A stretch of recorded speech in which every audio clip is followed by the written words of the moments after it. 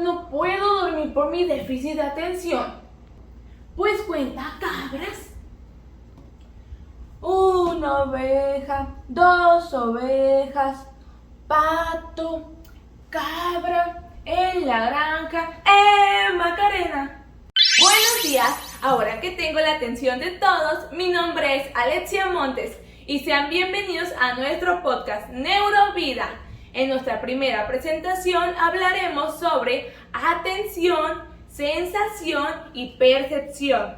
La atención es muy importante, al igual que la sensación y la percepción. Ustedes se preguntarán, ¿qué es la atención? La atención es la capacidad cognitiva de seleccionar y concentrarse mediante la búsqueda de lo importante ante una serie de estímulos en los que se requiere procesar y saber cómo reaccionar ante diferentes situaciones. ¿Sabías que existen 3 tipos de atención? Estos son la clave para un examen. Atención selectiva. Se activa cuando el ambiente nos demanda dar respuesta a un único estímulo en presencia de otros estímulos distractores. A continuación, veremos un ejemplo. Cuando estamos estudiando en la biblioteca, nos centramos tanto en lo que estamos leyendo que ignoramos el resto del ruido, como las conversaciones de los estudiantes de un lado. La atención dividida es la habilidad que tiene una persona a atender a por lo menos 2 estímulos al mismo tiempo sin perder la atención. Por ejemplo, la actividad de conducir. María, ya te miré, ponte el cinturón. Ya casi llegamos. Ay, miren, ¿qué música quieren que ponga hoy? Atención sostenida se activa cuando tenemos que concentrarnos en una tarea durante periodos de tiempo prolongados. Un ejemplo común es un médico que realiza una cirugía durante horas. En esos 3 tipos de atención veremos los siguientes elementos. Para procesar la información que recibimos debemos centrarnos en lo que realmente nos interesa y aprender a discriminar los estímulos externos como ruidos, luces, voces, sueño, sensación de calor, sensación de frío, que en ese momento no son importantes. Es importante que reconozcamos y sepamos anticipar la atención en diferentes situaciones, como lo es un momento de riesgo, cuando prevés cómo sostener tu concentración en algo que va a pasar. Un ejemplo es un boxeador que presta atención a los movimientos y a la estrategia de su oponente, anticipando los golpes. Mi nombre es Carla Dosal y yo le hablaré sobre los procesos controlados frente a procesos automáticos. Existen muchas situaciones en la vida diaria que necesitan el control de los mecanismos atencionales para su correcto desarrollo. En estas situaciones se considera que se activan los procesos controlados de la atención. Por otro lado, los procesos automáticos serían aquellos implicados en las actividades que realizamos en nuestra vida cotidiana y que no necesitan el control atencional. Así, la existencia de los procesos automáticos facilita que podamos llevar a cabo diferentes actividades al mismo tiempo. Con el aprendizaje y la práctica es posible convertir los procesos controlados en procesos automáticos. Un ejemplo es sobre la lectura comprensiva. El niño mejora la comprensión de lo que está leyendo a medida que se centra más su atención en el significado de lo que lee que en la identificación de cada una de las letras. En general se considera que el control atencional suele ser necesario cuando la tarea es compleja o novedosa, mientras que no lo es en las tareas bien aprendidas o rutinarias.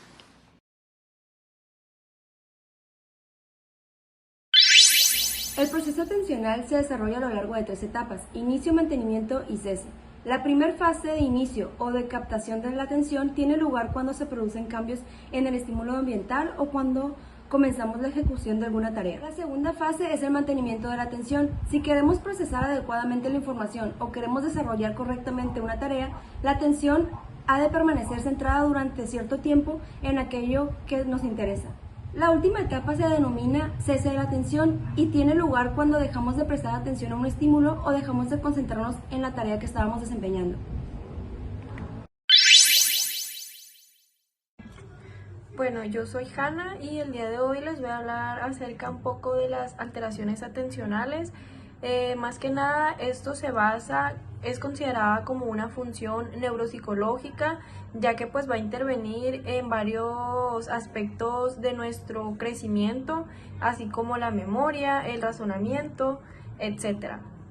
Existen determinados trastornos como de atención, que puede ser como la ansiedad y depresión. Y a continuación yo les voy a dar una breve explicación sobre el trastorno por déficit de atención con hiperactividad y sobre esquizofrenia. El trastorno por déficit de atención más que nada es un trastorno atencional que generalmente se va a dar en los niños.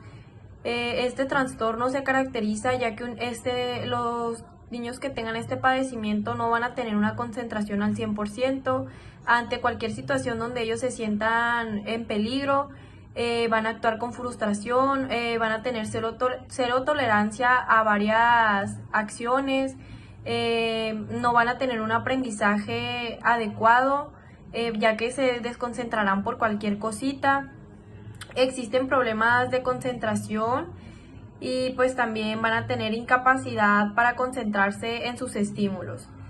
Por último, cabe aclarar que el 50% de los niños con este trastorno lo pueden seguir presentando en su vida adulta. Y pues así brevemente, la esquizofrenia pues es un trastorno en el cual la persona que lo padece pues no tiene una noción de la realidad. Más que nada se da de que esa persona pueda escuchar voces, pueda percibir que está alguien con él y así, pero más que nada se basa eso en la esquizofrenia, en que la persona puede tener diferentes conceptos acerca de su misma realidad.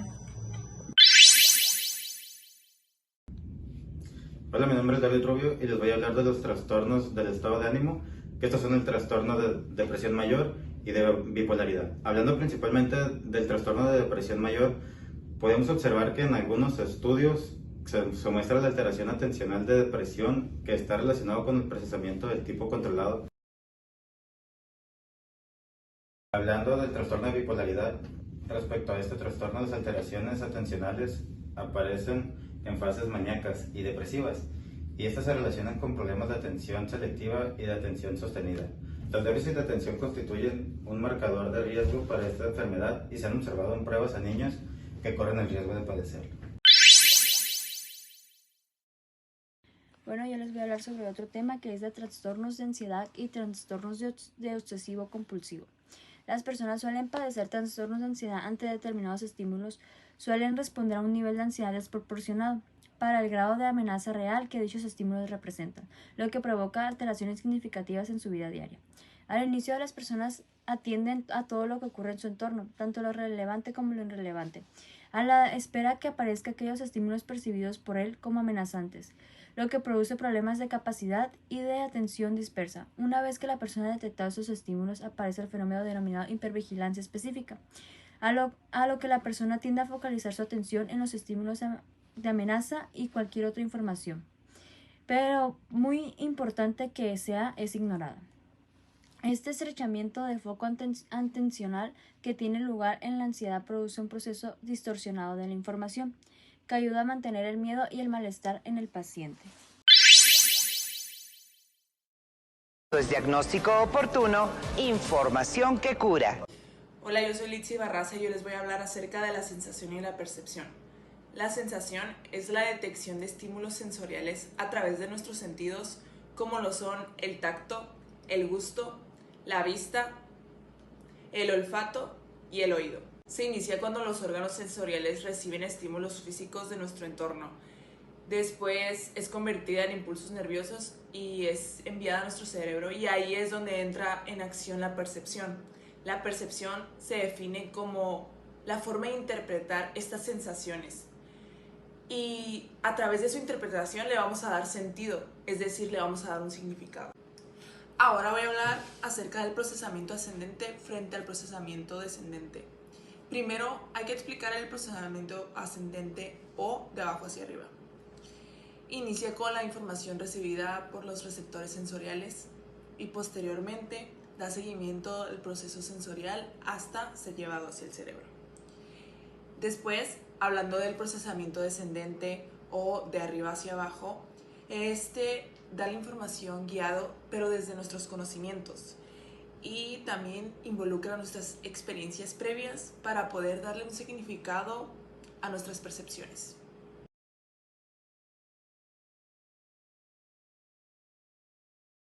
espero que comprendan mi letra. Yo solo me entiendo, ni tampoco. Mi nombre es Maritza Itzel Manjarres Díaz. Yo les voy a hablar sobre el proceso perspectivo. El proceso perspectivo consta de una serie de fases. La primera sería la estimulación ambiental, la segunda es la estimulación de los sentidos, la tercera es el procesamiento neural y por último el procesamiento perspectivo. Les voy a hablar sobre el umbral diferencial. Es un concepto relacionado con el umbral diferencial. Es el denominado DAP, que significa diferencia apenas perceptible. Weber encontró que lo que determinaba la relación del observador no era el tamaño absoluto del cambio, sino el tamaño relativo de cambio. Imaginemos que levantamos un peso A y a continuación levantemos un peso B, ligeramente más pesado que A, y debemos decidir cuál de ellos pesa más. Generalmente, si la diferencia existe entre A y B es muy pequeña, tendríamos dificultades para aplicarla, pero si la diferencia es grande, la detectaríamos fácilmente. Por último, yo les voy a hablar sobre las aplicaciones actuales de la psicofísica. Los métodos psicofísicos siguen utilizándose actualmente, como por ejemplo la medición de la agudeza visual para distinguir entre una P y una R en la pantalla del consultorio del oftalmólogo. Para decidir si se ve una barra adicional, se emplean versiones simplificadas de los métodos psicofísicos clásicos. Se determina la graduación de una gafa si es necesario. También se utilizan versiones simplificadas en las evaluaciones auditivas para detectar pérdidas en el oído. Ahora les hablaré del término psicofísica. El término psicofísica fue introducido por Fechner en 1860 para referirse al estudio de la relación existente entre las propiedades de los estímulos físicos y las reacciones psicológicas humanas de esas propiedades. Las reacciones psicofísicas o experiencias subjetivas es única para cada persona y no puede ser cuantificada de forma generalizada para toda la población. Uno de los conceptos principales estudiando mediante métodos psicofísicos ha sido el umbral absoluto. Este podría definirse como la cantidad de estimulación mínima necesaria para detectar un estímulo concentrado el 50% de las veces. Uno de esos ejemplos sería si tuviéramos un punto que va del número 1 al número 25 aumentando de tamaño, siendo del número 1 al número 10 que no se observaría, y del número 16 al número 25 ya lo estaríamos observando de una manera muy frecuente, lo cual nos dejaría que del número 10 al número 16 sería el umbral, siendo a la mitad de el número 13 el umbral absoluto.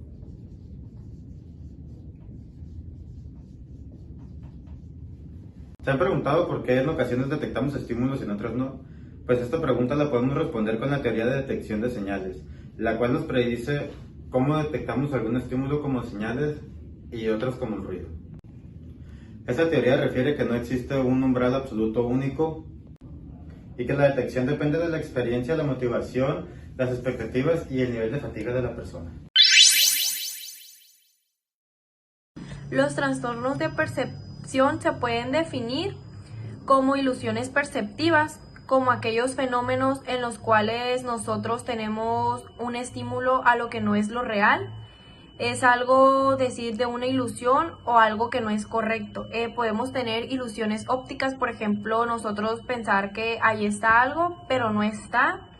Tener una alucinación de un movimiento ilusorio, de que hay otro color ahí.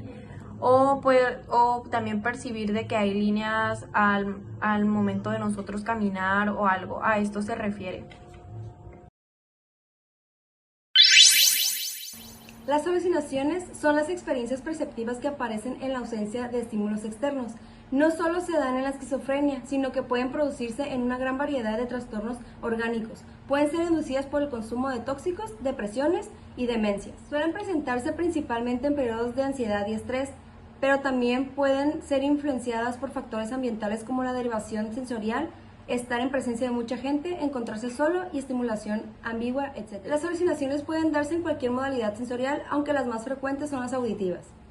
Por ejemplo, percibir sensaciones corporales como sensación de picor en la piel o movimientos de órganos internos. Percibir sonidos como música, pisadas o golpes en las puertas o ventanas. Escuchar voces cuando nadie ha hablado. Estas voces pueden ser críticas, cortantes o neutras, o incluso pueden pedir que la persona haga algo que le cause daño a sí mismo o a otros. Ver luces, dibujos u objetos que no existen. Percibir olores agradables o desagradables, etc. Ahora les voy a hablar acerca de las agnosias. El proceso de reconocimiento de los estímulos que percibimos no es precisamente sensorial siempre. Las agnosias representan una alteración perceptiva caracterizada por la incapacidad de detectar estímulos familiares o conocidos y para darles un significado. Esto es generalmente por la lesión de algunas estructuras cerebrales como lo son el tálamo, las áreas asociativas al córtex cerebral y también al cuerpo calloso. Los requisitos para el diagnóstico de una agnosia, principalmente hay uno que es la pérdida de la capacidad de reconocer objetos previamente conocidos o familiares. Algunos tipos de agnosia que son importantes mencionar son la simultagnosia, que es la incapacidad de interpretar el significado de un objeto global, y la agnosia por movimiento. Esta es la incapacidad de poder reconocer un objeto cuando éste se encuentra en movimiento. Alexia agnósica. Este tipo de agnosia es la incapacidad de poder reconocer palabras escritas, es decir, puede escribir espontáneamente o al dictado, pero es incapaz de leerlas.